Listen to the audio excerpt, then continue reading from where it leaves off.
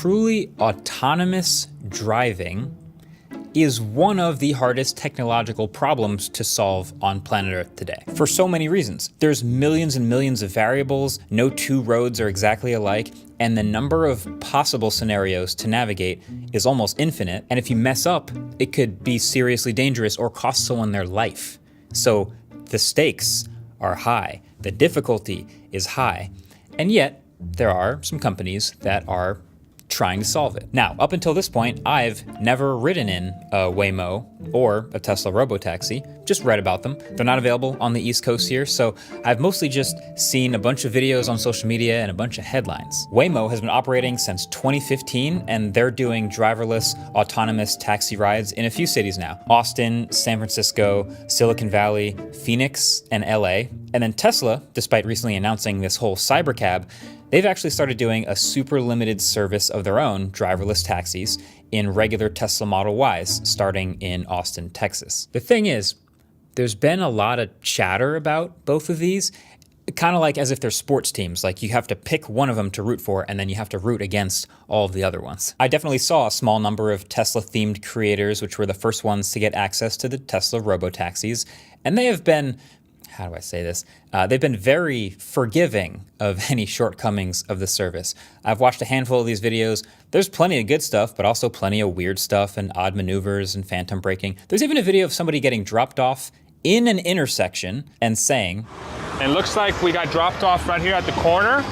It's really something to see. And the cherry on top is, since so many of them picked sides, they also have to hate Waymo and post videos of other Waymos doing bad things to sort of even it out. Now, like I said, I've never used either, and I know neither of them is perfect, but I quite like the idea of getting into a nice, quiet, empty car and just having it safely take me to my destination. That sounds kind of nice.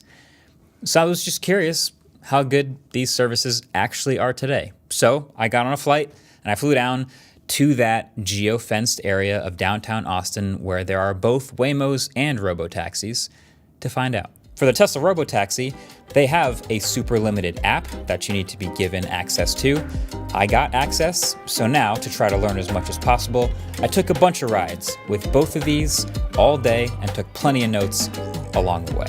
All right, Austin, Texas, it is hot out here, but it's only gonna get hotter, so we might as well just jump right into it. It's time for my first Robotaxi ride. I've got the app on my phone and I'm in the geofence location, so let's do it. And so I guess let's just book a ride. Ride is on the way. There it is. It's a dark gray Model Y, like we expected. Put a blinker on.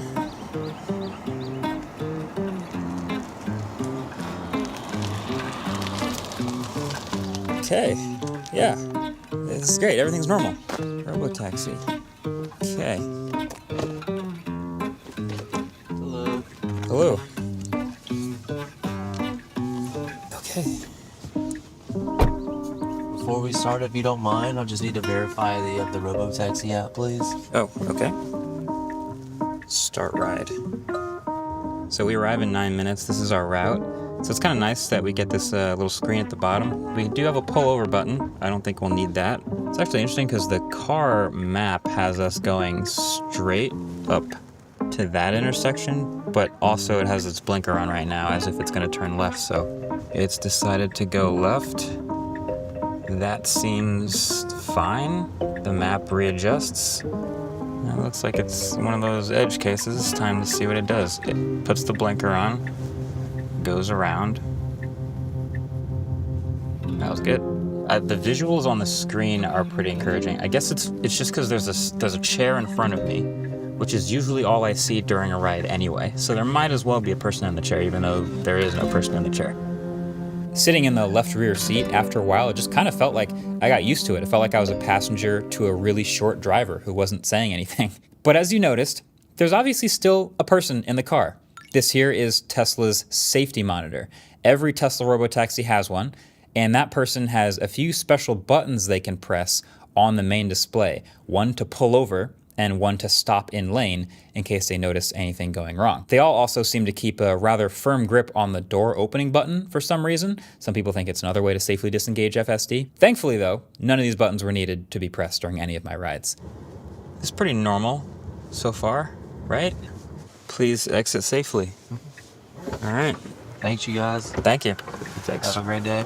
Fundamentally, it went totally fine. The car showed up, we got in, it drove like a normal person would, it navigated the streets, and even some slightly odd scenarios very confidently. I did a few more rides around Austin, just to various places, and in general, it was confident, it was impressive, and the pickups and drop-offs were mostly seamless as they would be with a human driver, except for one where it drove about 50 yards past me for some reason, instead of stopping next to me to pick me up. A human probably wouldn't have done that. It does kind of take away a little bit of the magic of it if there's still someone in the car. Like, we know it's not going to be that way forever, but there is just a person in the front seat. It felt like a normal passenger ride, which I think is the bar. That's the success. But now it's time to try Waymo. All right, I've never ridden in a Waymo before. In Austin, it's built into the Uber app, so I'm going to try to call a Waymo by calling a Comfort Electric. Let's try it.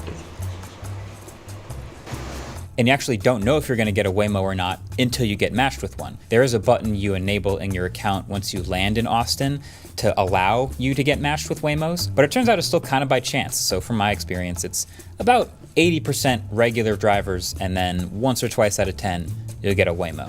Okay, it's not gonna walk up to me. That's fine. Unlock the car.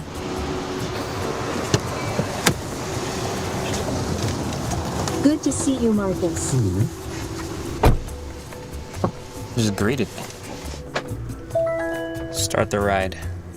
Heading to Austin Public Library. Please make sure your seatbelt is fastened. Happy Friday. Okay, so same idea, but nobody in the car. So this front screen is just showing our arrival time, which makes sense, but then this bottom screen is closer to you and you can look at the actual visuals. And I can also play music or pull over. Or if I swipe over here, it looks like I can look at the route, change the temperature, all that other fun stuff. Oh, we're cooking. This one's confidently navigating the same way. We just had a stop sign. We got a bit of a narrow road here. There's a car parked and just confidently drove around it, used its blinkers and everything. It took it easy and pulled to the side so that the truck could go first. That was pretty good. You're here. Please make So, sure it's similar clear before overall exiting. Don't driving forget style and confidence in the Waymo. The Waymo felt maybe 25% less aggressive or assertive and more cautious in general, but the Tesla was very similar capability-wise. And my rides weren't entirely perfect either. On one ride, when it got to my destination, which was right on the other side of the street, it blew right past it to try to do this huge 8-minute route to turn around. Another thing I don't think a human driver would have done, but I did end up using the pullover button to end the ride early to avoid wasting those extra minutes and miles. Fascinating. So, okay, doing those experiences back to back was, I think, just was fascinating. It was eye-opening, very interesting. And, you know, say what you want about self-driving cars as a whole, because some people love them, some people hate them. But as a tech product, it is fascinating seeing these two different approaches to solving the same problem. So let's start with Waymo. Basically every Waymo so far has been a Jaguar I-Pace, an electric SUV that hardly anyone actually buys, but they're decent, you know, solid room in the second row, all-wheel drive, 246 miles of range on a full charge. But of course you can see they're all heavily modified with these sensors all over it, on top of the vehicle, on the front, on the back, many of them LiDAR to help the onboard computers sort of build a picture of the world around them while it's driving in real time. I've seen a couple estimates for how much it might cost to build a Waymo. As far as I can tell, there's no official number that they're giving anyone, but clearly it's significantly more expensive than just your standard Jaguar I-Pace. And it also almost completely covers the sunroof. So you might not even know an I-Pace has a sunroof if you've been riding in Waymos this whole time because of all that hardware above you. Now, as a passenger, am I fine with a bunch of extra hardware and maybe more of an eyesore to potentially be more safe? Yeah, of course. But you'll see where I'm going with this when I talk about the Tesla Robotaxi in a bit. One thing that struck me though is it does feel as a customer like the Waymo actually is a bit further along in like the overall experience of a ride. And what I mean by that is it just feels like it's a little bit more well thought out in some aspects because they've clearly had more stuff happen. So from the placement of the unlock button and the open trunk button in the app, so the car stays locked for anyone else and nobody can get in the car if they didn't call it. The stickers on the steering wheel, because confused people have probably tried to touch the wheel all the time. And when I got in the car, there's this voice that greets me by name and explains what's going on and how it's an autonomous ride and I'm not being recorded. The cameras around the car are just for driving, etc., etc. And the UI on the screens is nicely laid out. Little stuff. And then obviously there's no one in the car, which is huge, especially if the whole point of someone opting into a service like this is to not have to deal with people. The Tesla Robotaxi, on the other hand, well, it's just a Tesla Model Y with some decals on it. And this is really interesting. This is actually my first time riding in this new refreshed version of the Model Y, and yeah, they're great. It's pretty obvious why they've been one of the most popular vehicles on Earth. The suspension in this generation is better than last time. It's quiet inside. You can actually see out the sunroof. And they've got over 300 miles of range on a charge for pretty cheap, which to me feels just more modern and obviously less of an eyesore and clearly cheaper, which is potentially more scalable without all the extra sensors on it. And Tesla software in the car is really good too. I could go in and play YouTube or Spotify on that back screen or any number of the other media services if I wanted to. But also, Tesla was way more reliant on this safety monitor employee sitting in the passenger seat. Like when I got in the car, it's not a voice from the computer. The person actually asks to see the app to verify that I was actually the one that called the car. And clearly that would be the person to tell me not to touch the steering wheel if I was to do anything stupid.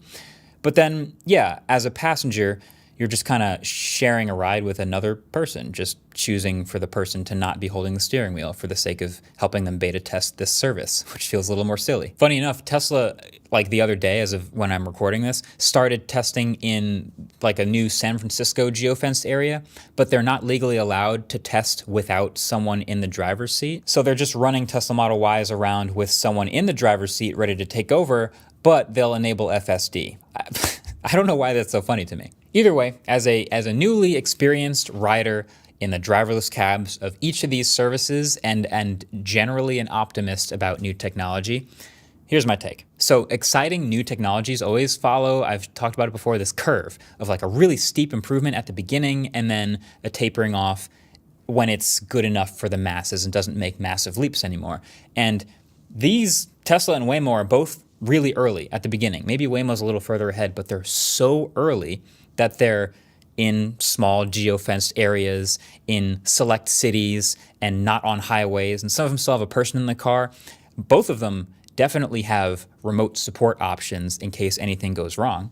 But the point is, they're both insanely early on this curve, which is exciting, but they're also both very cautious. I think the dream of driverless cars successfully sharing the road with human drivers is fascinating, even if it's only a step on the way towards every car being autonomous. Driving-wise, both the Robotaxis and the Waymos that I took performed admirably. They dealt with pedestrians and lights and other cars and construction vehicles, and that's just in my one day of testing. But just because nothing bad happened to me doesn't mean nothing bad happens. Trust me, there's lots of videos of both Tesla Robotaxis and Waymos doing some stupid stuff. So the real challenge for these companies is scaling up that curve without pushing too far. Like, as far as I'm concerned, it's a good thing that both companies are being as safe as possible. Waymo is using tons of expensive LiDAR sensors all over their car to try to be as safe as possible.